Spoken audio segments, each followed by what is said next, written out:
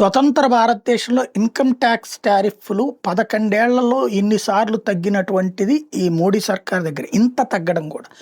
ఇదివరకు రూ. 2,50,000 వరకే లెక్క. అక్కడి నుంచి ఎగ్జంప్షన్స్ ఉండేవి కాదు. అక్కడి నుంచి బిగిన్ చేసుకుంటే రకరకాల లెక్కలు ఉండేది. భారీ ఎత్తున ఇబ్బంది పడుతుండేవాళ్ళం. ఇప్పుడు చూస్తే ప్రపంచంలో భారతదేశంలో ఆ టారిఫ్‌లు ఇన్కమ్ ట్యాక్స్ పరంగా దాదాపు 12,00,000 దాకా ఏ ట్యాక్స్ ఉండదు. 15,00,000 వరకు కూడా నో ప్రాబ్లమ్ దాదాపుగా అన్నటువంటిది ఎగ్జంప్షన్స్‌తో అయితే ఎంజాయ్ చేయొచ్చు. తర్వాత నరేంద్ర మోడీ సర్కార్ వచ్చిన తర్వాతనే ఈ వెసులుబాటు ఇచ్చుకొచ్చారు లాస్ట్ ట్రిప్.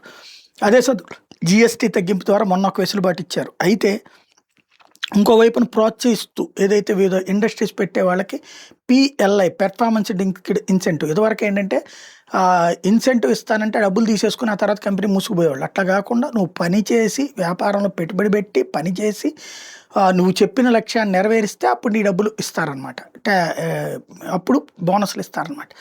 అలాంటి సిస్టమ్ల కిందన ఇప్పుడు 23,000 కోట్ల రూపాయలు నెక్స్ట్ బడ్జెట్లో లోకల్ మ్యానుఫ్యాక్చరింగ్ సెక్టార్ మీదన ఇస్తారట. క్యాపిటల్ గూడ్స్ అట్లాగే ఇంపోర్ట్ రిలయన్స్ కోసం అని చెప్పేసి తీసుకొస్తున్నటువంటి పాలసీ.